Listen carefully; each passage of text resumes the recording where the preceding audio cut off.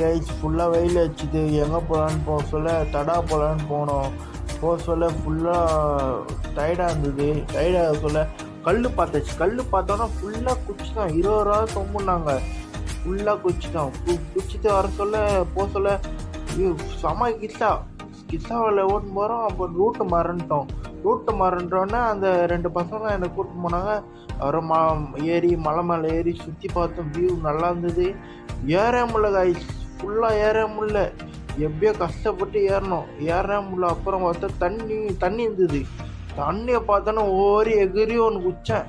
அப்போ தான் அந்த இதுவே செஞ்சுது கைஸ். செஞ்சோன்னே ஃப்ரெண்டு ஜாலியாக குளிச்சுன்னு நான் ஜாலியாக குளிச்சுன்னு என்ஜாய் பண்ணிட்டு ஜாலியாக இருந்தது. ஃபுல்லாக இந்த வியூ நல்லா இருந்தது. தண்ணியெலாம் க்ளீனாக இருந்தது பார்க்க சொல்ல.